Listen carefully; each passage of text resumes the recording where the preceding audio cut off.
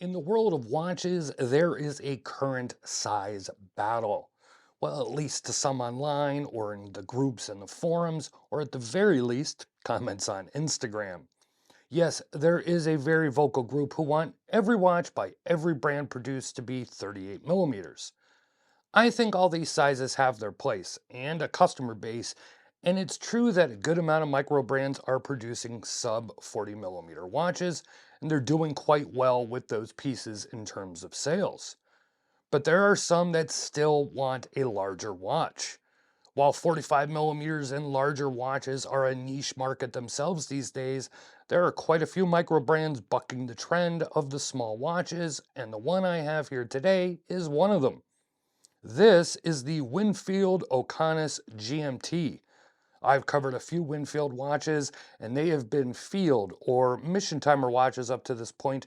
But this year, Mark, the owner of Winfield, released a few new models, all using this new case design that measures in at 44 millimeters. There is a dive watch, some timer or field style models, a chronograph, and this GMT. This one is using the Miyota 97.5 and the MSRP is $725, but at the time of this recording, they are on sale for $652. These are blocky stainless steel cases with a screw down crown and a sapphire crystal, and they come with a Horween leather strap and lots of lume. If you have a big wrist or you just like larger watches, you'll want to check this out. So join me as I discuss this new Winfield Oconus GMT.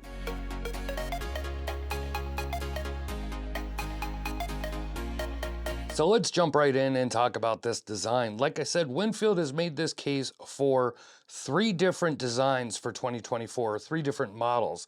This GMT, a chronograph, and a diver mission timer, as there's a dive watch, but then a variation of it with a mission timer bezel and a different dial. Now, as I talked about in the intro, Winfield has mainly done field or mission watches, and they're all about rugged tool watches, both in design and function. All of these models have 200 meters of water resistance, screw-down crowns with double gaskets, sapphire crystals, dual case-back gaskets, and metal movement holders. I'll put all the specifications of this Oconus GMT on screen. Now, when I first saw early images of these models, I thought they kind of looked like roided up homages of an Seiko SKX as far as the case design. And while the silhouette is somewhat similar and it does have a similar 4 o'clock crown with crown guards like an SKX, this is in no way an homage to that. This case is mostly satin brushed, has hard angles and lines. It's more slab-sided or flat-sided with brushed case sides with a polished crown and a polished outer bezel. And of course, it's a larger case. Yes, it's 44 millimeters. And while I could dedicate an entire video just to discussing the case sizes of the current trend with some micro brands, the reality is it's like car and SUV sizes. There are just a lot of choices these days in all different sizes. Yes, some brands are catering to those smaller sizes, doing 37, 38, or 39 millimeter watches. I've reviewed quite a few of those and will probably do many more. And I have stated my opinion on it as far as I do prefer a watch 40 millimeters or larger for my personal wear. But at the same time, I've been surprised how I've loved wearing some of these smaller sized watches.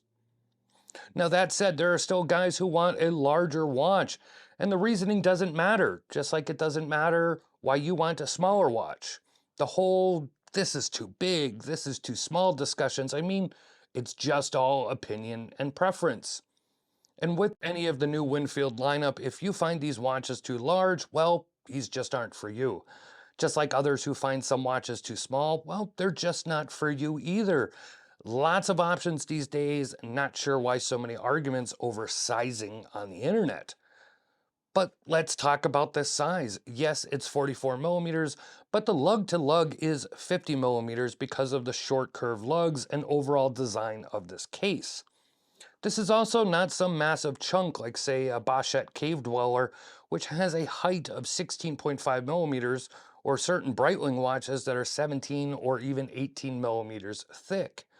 This Winfield is 13.5 millimeters thick, which is not that big, but it's not exactly slim and svelte, but it's not meant to be either. Now, for me, I have to be honest, I was a little hesitant as I don't know how long it's been since I wore a 44 millimeter watch. Many years ago, this was probably the smallest watch I would wear. Nowadays, I stay primarily in the 40 to 42 millimeter range, as that's just what I've settled on. But I'm also fortunate enough to see, wear, and handle all these watches. And one thing I have learned is never to discount a watch based on its size, at least not till you have it in hand or you see it on the wrist in a video, etc.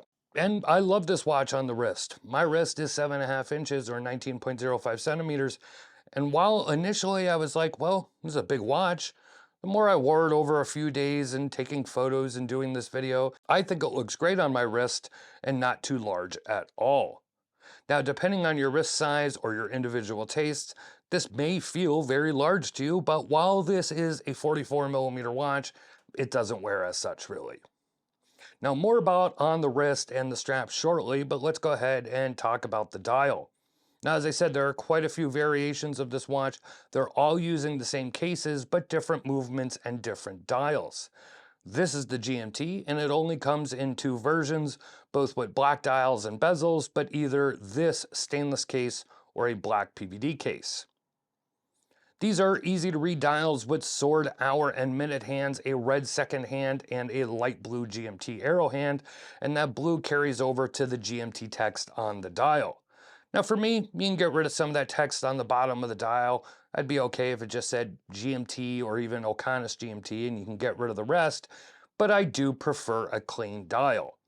Now, I wouldn't call it cluttered, and with the Arabic numerals and the flat markers and the thick bordered date window, along with that minute track, and it being a fairly large dial, it's not hard to read at a glance at all.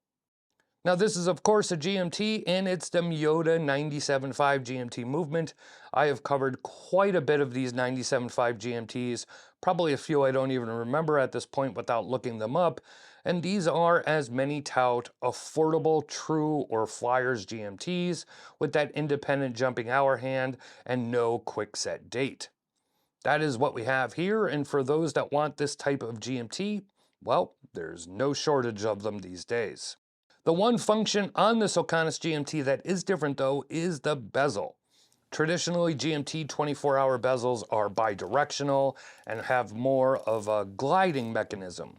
This one, it's a dive bezel. Yes, it's marked with the 24-hour numbers, but it performs like a dive bezel. It's 120 clicks and it's unidirectional. Now, will it still be able to be used to track multiple time zones? Of course it will, but it will just take a few seconds longer to move the bezel to the desired number is all. Now, why this style of bezel? Well, because they would have had to have designed an all-new case and bezel to go with the bidirectional bezel. At least that's what I was told, so I don't think it's a big deal, but I needed to point it out. Another interesting part of the design is under the bezel. The way the case is machined, there is a bevel, if you will, on top of the case under the bezel that almost makes it look like the bezel is sitting inside the case. This not only has a nice aesthetic to it, but it also gives you some good clearance for gripping and turning the bezel. The Oconus GMT comes with two straps, a two-piece Horween brown leather and a nylon NATO style strap. As many know, I'm not a big fan of NATO style straps. They've just never been my thing, but I will say this piece looks good on the gray strap, and a gray two-piece canvas would probably look fantastic. I did wear it a lot on this brown leather though, and this is a gorgeous leather strap. It is a brown pull-up leather, and if you're not familiar with this style of leather, it's generally used on boots, and the more you wear it or touch it or rub it, if you will, you'll see the lighter shade come through the leather and the oils. In a few months of wear, this will have a great rugged look to it, like an old worn-in leather bomber jacket. The buckle is a Pre-V style, a little large for my taste, but buckles can always be swapped out. And unlike a lot of brands these days, no quick release pins in sight. Instead, you have drilled lugs. So get out your tools and take a minute to switch a strap. This is old school. Now, as I said, I love how this watch looks and wears on my wrist. The case back is flat and the short lugs don't make this an imposing watch. And I wore this for 5 days straight and it's very comfortable. The one issue I have is that the strap is short. I don't think that's an opinion, but rather a fact. I have a 7.5-inch wrist, which isn't large, and I'm in the third hole, and you can see I have just enough tongue left over to put through the double keepers. And when I was wearing this, I did it with only one keeper. For a watch that is 44 millimeters, I would have expected a larger strap. And lastly, we have the Lume. This has 6 layers of Swiss Superluminova X1, and man, can you tell. This damn thing glows well, if not better than any Seiko, and will pretty much glow all night long. If you're a Lume junkie, any of these new models from Winfield will make you smile for sure. I referred to it earlier, but this is an old school style of watch. It's 44 millimeters, it's somewhat chunky, it has a large crown, a gear style bezel, it's simple, it's clean, and rugged. It reminds me of the early days of the microbrand world. No quick release pins, no gimmicks like Lume on the crown or case sides, but a solid beast of a watch, and for this one, a GMT Traveler's watch. No matter what, I'm going to see comments in this video saying it's too big and they should have made it smaller. And I see the reverse comments when I review a smaller watch. It should be bigger. Well, like I said, lots of options these days, and it's nice to see this larger offering, especially from a micro brand while so many are doing sub 40 millimeters.